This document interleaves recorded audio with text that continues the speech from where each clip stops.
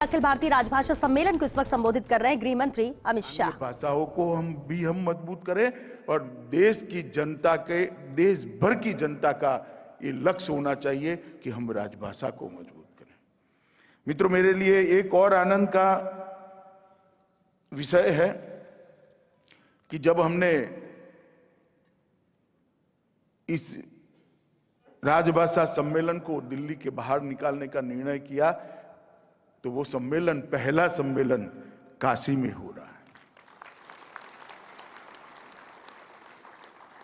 विश्व की सबसे पुरानी नगरी है, बाबा विश्वनाथ का धाम है, मां गंगा का सानिध्य है और हमेशा ऐसे मां सरस्वती की उपासना करने वालों के लिए ये स्वर्ग रहा है काशी।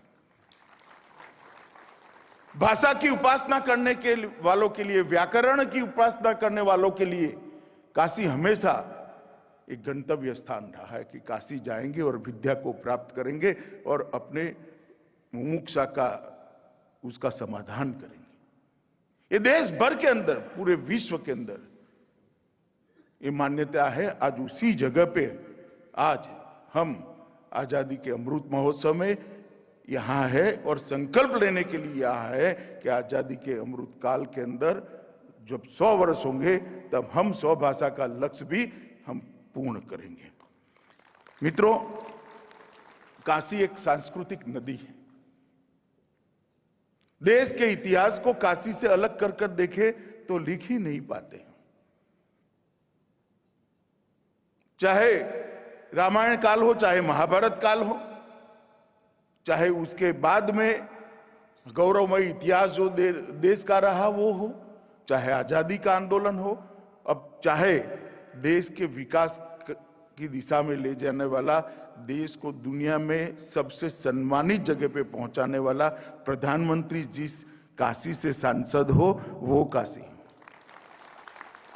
काशी को देश के इतिहास से अलग कर कर हम नहीं देख सकते। और जहां तक भाषा का सवाल है, काशी भाषा का गौमुख है। भाषाओं का उद्भव, भाषाओं का शुद्धिकरण, व्याकरण को शुद्ध करना और व्याकरण को लोकभोग्य बनाने में चाहे कोई भी भाषा हो, काशी का बहुत बड़ा योगदान है और इसलिए इस सम्मेलन का बहुत बड़ा महत्व है। मित्रों, आज जो हम हिंदी बोल रहे हैं, लिखते हैं, उसका जन्म यही काशी के अंदर, यही बनारस के अंदर हुआ है। भारतेंदु बाबू हरिश्चंद्र को कौन भूल सकता है। हमने यही बनारस से ही खड़ी बोली का क्रमवार विकास देखा है और एक खड़ी बोली का जो क्रमवार विकास हुआ है और ये समृद्ध भाषा बनकर आज हिंदी हमारे सामने खड़ी है, इसकी पूरी यात्रा को मैं प्रणाम करता हूं और वो हमारे लिए हमेशा प्रेरणा का स्रोत है। 19वीं सदी के अंतिम 2 दशक हमारे देश के इतिहास को देखे तो घटना बहुल थे। ढेर सारी घटनाओं समांतर रूप से देश भर में घटित होती गई। 1893 में आर्य समाज के अंदर एक आंदोलन चला। साकार और पश्चिमी शिक्षा के मुद्दे पर एक बहुत बड़ा मतभेद हुआ और उस वक्त शिक्षा का माध्यम क्या हो, शिक्षा की भाषा क्या हो, इस पर पहली बार चर्चा हुई, जिसको अधिकृत चर्चा कह रहे हैं। और 1868 में पहली बार यहाँ पर कुछ ब्राह्मण विद्वानों ने इस मुद्दे को उठाया था और मांग उठी थी कि शिक्षा की भाषा हिंदी होनी चाहिए। और इस मांग को तत्कालीन लेफ्टिनेंट गवर्नर ने मान भी लिया और नौकरों में जो अभिजात्य तरीके से उर्दू भाषा को प्राथमिकता दी जाती थी, उसको चुनौती मिलकर हिंदी राजभाषा बनने की दिशा में पहला कदम उसी वर्ष रखा गया। हिंदी भाषा का उन्नयन, उसका कोश और व्याकरण कैसा बने, इसकी शुरुआत भी 1893 में काशी नागरी प्रचारिणी सभा के स्थापना का कारण ही वो था कि हिंदी का शब्दकोश बने, इसका उन्नयन हो और उसके व्याकरण का कोई प्रारूप बने। हिंदी का पहला व्याकरण कामता प्रसाद गुरु ने इसी शहर में लिखा और उसको आगे बढ़ाया। हिंदी का पहला शब्दकोश, हिंदी शब्द सागर, यही बनारस के अंदर बना और उसको फिर अनेक विद्वज्जन समृद्ध करते गए। हिंदी भाषा और साहित्य का पहला संगठित इतिहास पंडित रामचंद्र शुक्ल ने इसी काशी के अंदर लिखा। हिंदी भाषा की पहली कहानियों में एक कहानी, कोई ऐसा रिकॉर्ड नहीं होता है मगर किंवदंती है, राजा भोज का सपना, और शिव प्रसाद सितारे हिंद ने यहीं पर लिखी। पहली हिंदी पत्रिका हरिश्चंद्र मैगजीन और हरिश्चंद्र चंद्रिका भी यहीं पर शुरू हुई। कविताओं की पहली पत्रिका कवि वचन सुधा, महिलाओं की पहली पत्रिका बाल बोधिनी भी यहीं शुरू हुई। और भारत के अंदर हिंदी थिएटर की पहली शुरुआत भी यही काशी के अंदर हुई, जहां से नाट्य कला आगे बढ़ी। मित्रों, भाषा तो बन गई, साहित्य रचा जाने लगा, मगर हिंदी की पढ़ाई कैसी हो, इसका पाठ्यक्रम कैसे हो, इस बात की चिंता भी पंडित मदन मोहन मालवीय ने यही हमारे हिंदू विश्वविद्यालय के अंदर, लाला भगवान दीन और बाबू श्याम सुंदर दास के नेतृत्व में हिंदी का पहला पाठ्यक्रम बनाने का काम मालवीय जी के तत्वाधान में हुआ और उसको तुरंत ही देश भर के सभी विश्वविद्यालयों ने उसको स्वीकार किया और आगे बढ़ा।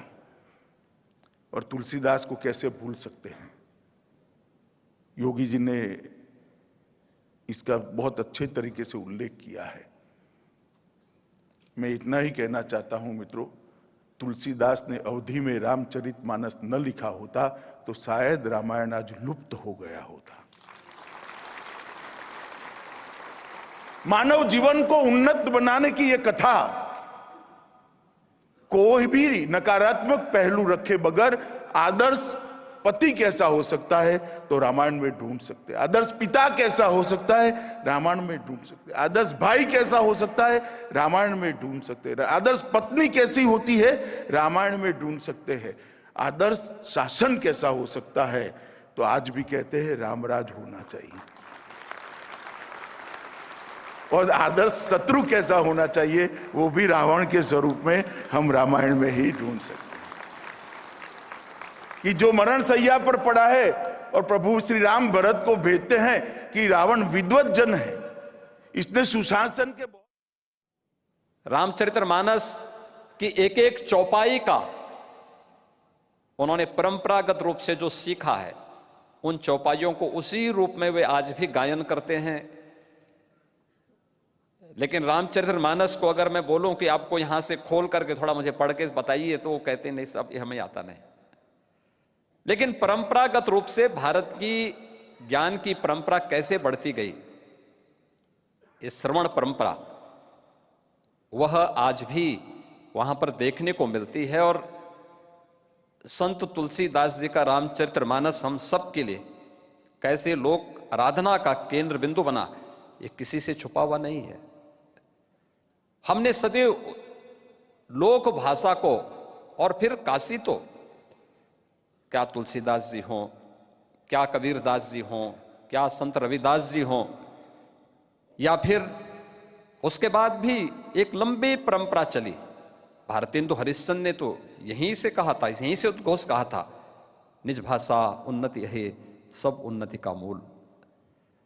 एक पूरा युग भक्ति काल से लेकर के आधुनिक काल तक का पूरा कालखंड हिंदी का काशी से केंद्रित है, काशी से जुड़ा हुआ है। मुंशी प्रेमचंद ने अपनी कालजयी कृतियों को केंद्र बिंदु भी काशी को बनाया था, लेकिन कहीं ना कहीं ये उपेक्षित रहा। और देश की स्वाधीनता के अंदर राष्ट्रपिता महात्मा गांधी, इससे पहले भारत आजादी की लड़ाई अलग अलग क्षेत्र में अलग अलग तरीके से लड़ता रहा होगा, लेकिन जब आजादी की लड़ाई में स्वदेशी और स्वभाषा इसका मूल बना आपने देखा होगा यह अखिल भारतीय लड़ाई एक साथ एकजुट होकर के राष्ट्रपिता महात्मा गांधी के नेतृत्व में आगे बढ़ता हुआ गया और देखते ही देखते कुछ समय के अंदर भारत स्वाधीन हुआ।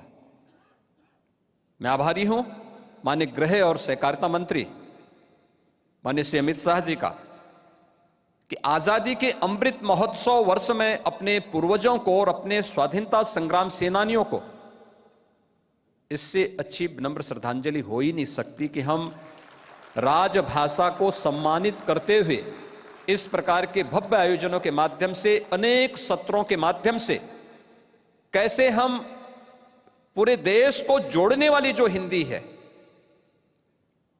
उसको फिर से वह मंच दें, जैसे सरदेव अटल जी ने कभी यूएन के मंच के माध्यम से, संयुक्त राष्ट्र संघ के मंच के माध्यम से जिन्होंने एक आवाज दी थी, जैसे आदरणीय प्रधानमंत्री जी सदैव प्राथमिकता के आधार पर वैश्विक मंच पर जिसका उद्घोष करते हुए, जिस भाषा के माध्यम से अपनी अभिव्यक्ति को व्यक्त करते हुए भारत और भारतीयता के गौरव को बढ़ाने का कार्य कर रहे हैं।